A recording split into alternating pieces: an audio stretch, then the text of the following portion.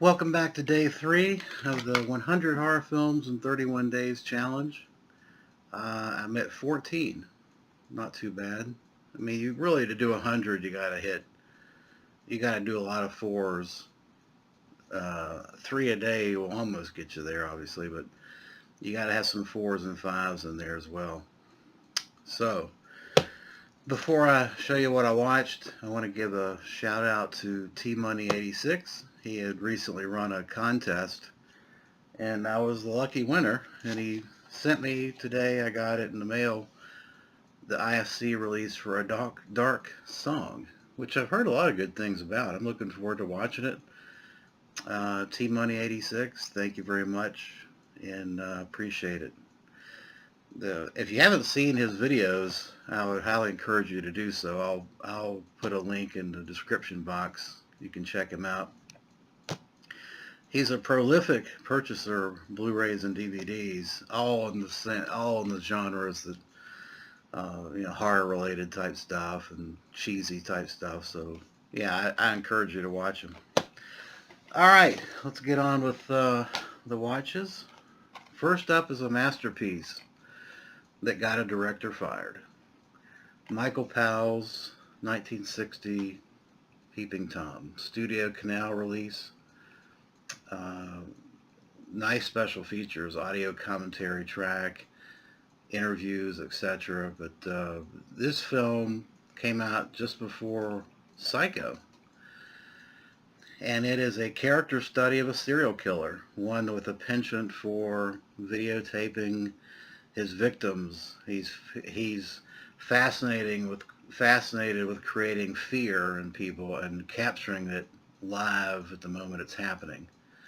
Very realistic, very documentary style, and I can see why it unsettled a lot of people in 1960 to the point where Michael Powell was lambasted for this movie. Ironically enough, one of the critics that did the blasting back in the 60s, many years later, when it doesn't count anymore, came back and said, well, I was wrong. I apologize to Michael. This is a masterpiece, and I was wrong in what I said. At least they're willing to acknowledge it now. I mean, even if it is 30 years later. Carl Bohm, I think it's Bohm. Carl Bohm plays this photographer that's got issues from childhood that manifested themselves in his obsessiveness to film and video all aspects of life, including murdering people. He's a fantastic. He plays it great, because what you want in these kind of characters is you want them to be charismatic and appealing in one sense, and to be revolting in another. Certainly when you find out what they're up to, and he plays it perfect, absolutely perfectly. Yeah, I mean, this is just a must-see viewing as for anybody that's a horror fan or a slasher fan, particularly. This is one of the top movies of all time, and I give it a 10 out of 10. And I don't give out 10s very much. So that is Peeping Tom.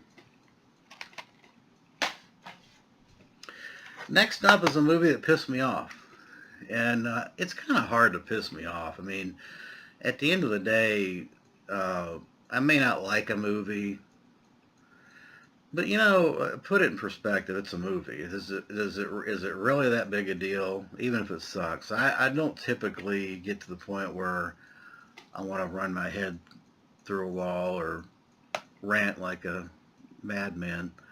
But for some reason, this movie did it for me, and that is 2009's Amir.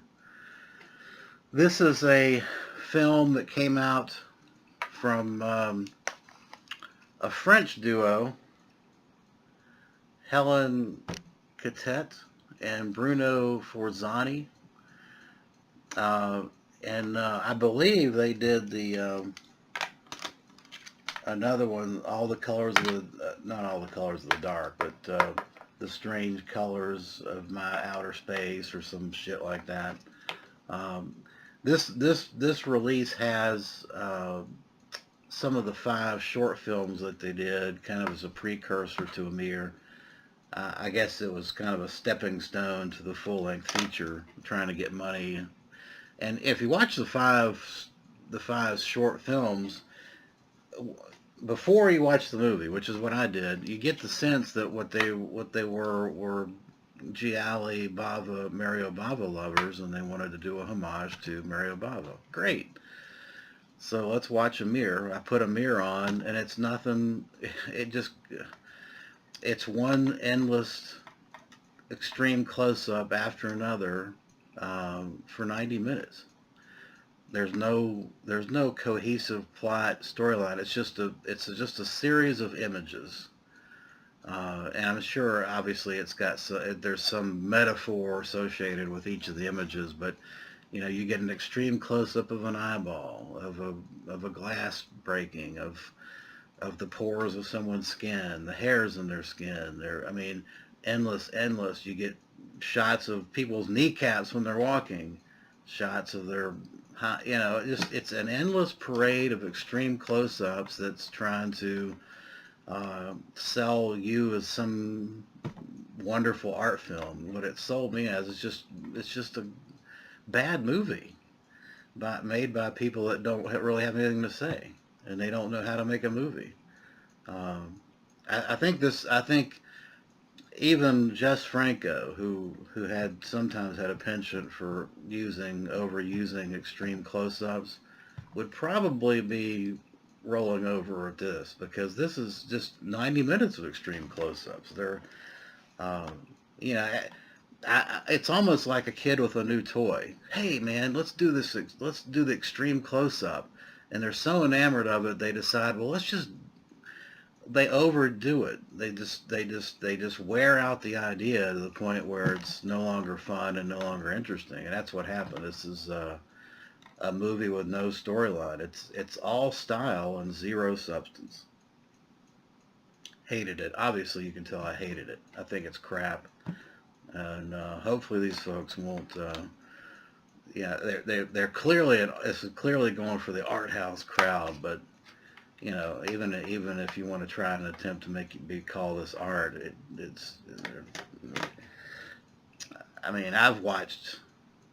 This is very similar to Brian Eno's. If you know who Brian Eno is, he was kind of headed up the Roxy Music Group. He used to put out movies like it would be an hour of just watching rainfall. Or maybe this would be similar to Andy Warhol's filming a New York skyscraper for 48 hours, and that's all. That's you know, and we're going to call that art. That's kind of what I put this. That's kind of how I would view Amir's. Uh, yeah, I absolutely hated it. So I'm going to move on. Um, Absolutely hated it. It'll definitely hit the eBay recycle resale box. So next up is some 80s classic stuff. This is Without Warning. Now, this was a great film and a thankful relief from watching 2 hours of C-SPAN, which is Amir. This has Jack Palance, Martin Landau, and aliens throwing little frisbees at each other, at humans. And when the frisbees hit on you and stick on you, then there's these talons that come out and drill into your skin, very similar to Phantasm Sphere. It is hilarious stuff and great fun. Basically, you've got a group of people in a small town. You've got an alien invasion going on, and you've got people trying to convince uh, others that this is happening. And of course, in the middle of all that, you've got the camp craziness of Martin Landau and Jack Palance, who are just off their rocker anyway, thinking there's some kind of vast conspiracy going on. And all that interspersed with a very cool alien, which they hold back. They hold back the alien, and I think they did a very smart thing by doing that. A lot of what you'll see most of the time is these little spheres, these little frisbees flying through the air and attaching themselves to people. It is a hoot, and this Shout Factory, Scream Factory release is an awesome release. There's the internal artwork, and then reversible artwork. I don't know much about this director. He did Satan's Cheerleaders, I believe. That's a real classic. And Joysticks. Graydon Clark. Uh, anyway, this has an audio commentary with the producer and director, Graydon Clark. I need to listen to that to figure out who the guy is and what else is going on. And of course, cinematographer Dean Cundey interview. At this point in 1980, early 80s, Dean Cundey did everything, it seems like. So yeah, this is a loaded release, and I'm looking forward to checking out the special features in November. Next up is a great, fantastic release, but not a very good film, and that is Popcorn. This Synapse Steelbook is beautiful and expensive. I don't regret buying it, but honestly, the film's not that good. 1991's Popcorn is... at this point, from 87 to the early 90s, what we were getting with slasher films was a very tired premise that was just getting... They were having a hard time coming up with any kind of original concept to keep the trend going. So a lot of these films, you see simply a change in locale. And inevitably, I guess we were going to get to the point where let's shoot a slasher film in a movie theater, and that's what you got here. Is a group of kids decide to hold a horror-thon in a movie theater, and real life horrors play out while they're watching horror movies. Of course, you've got the backstory of a scarred killer that kind of looks like the burning Cropsy's Burning. And he's got an axe to grind that has something happened way back when he was a kid, and so he's got an axe to grind. The story itself and the actors, I actually don't have an issue with any of that. My only issue is there's just not enough interesting kills in this. The only interesting kills was this giant mosquito that flies down into the stage and impales this guy, and they did that twice. They did it towards the end as well. That's it. There just wasn't enough. There wasn't enough iconic kills in this to hold your attention, in my opinion. So that's why I didn't even score this under my slasher Joe Bob Briggs style. I was going to do that, but really, there's nothing to score. I mean, there's just not a lot of iconic kills, and the characters are good, but they're not particularly memorable. I mean, there's nothing about this film that just bowls me over that I could score it. This is a must-own release, I think. You've got audio commentary with the director. You've got a making of featurette, which looks like it's an hour. So yeah, there's a lot of good stuff on this release, and I am interested in this simply because it kind of captures a worn-out slasher movie concept towards the end of its lifetime. That's 91. So from a historical standpoint, I'm very curious about the thought that went into making this movie. But yeah, I mean, it's not bad. I'm making this sound out to sound like it's worse than it is. I think it's still a 5 out of 10. It's a watchable slasher film, but it's just not good. It's just not very good. But it's not bad either. Now, final up is a giallo, and that is Umberto Lenzi's Spasmo, 1975, depending on who you believe. It was probably made in 74, released in 75. Umberto Lenzi, of course, his claim to fame was Cannibal Ferox.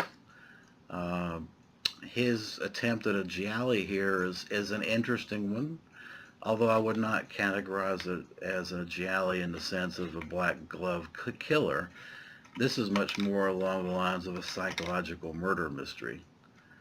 You've got two brothers here. One's Robert Hoffman, blue-eyed, blonde-haired Robert Hoffman, and our omnipresent Italian horror connoisseur and actor Ivan Razumov. They're brothers, but the storyline really focuses on the Robert Hoffman character. He ends up with a girl, meets up with a girl, and they have a home invasion in which he kills supposedly kills the guy that was doing the home invasion. And then things get interesting from there. Lots of plot twists, lots of incoherent, strange storylines. You're like, what the hell? Where is this going? And that all kind of gets wrapped up in this twist ending. There's actually two twists to this ending. Um, it's a very interesting and different take on the Gialli films. Uh, but I think what it's lacking is similar to Popcorn in that it doesn't have any iconic kills. In fact, what happened with this film is um, the producer Tucci, I guess the American money behind this thing, not Tucci, but the there was apparently some American production money behind this. They felt like this film needed some iconic kills, and purportedly, at least that's what we heard, is that George Romero shot an additional 10 minutes of footage. Now, I don't know if that is true or not. This is a 94-minute release, and all of the kills are kind of summed up at the end in an attempt to just kind of wrap up the storyline, which is a little dissatisfying in my opinion. Um, but if anybody knows that if there's an extended version beyond 94 minutes that exists, I would certainly like to know that, particularly if Romero shot it. This 88 films release has a 22-minute Q&A with Umberto Lenzi. So that's really the only, and then some trailers and an opening and end title, alternate cuts of the title sequences. The print quality is great, looks fantastic. I would definitely recommend this. I give this a 6 out of 10. Not a great Gialli, but entertaining enough. All right, I think that is going to wrap up day 3. A lengthy day. Appreciate you watching.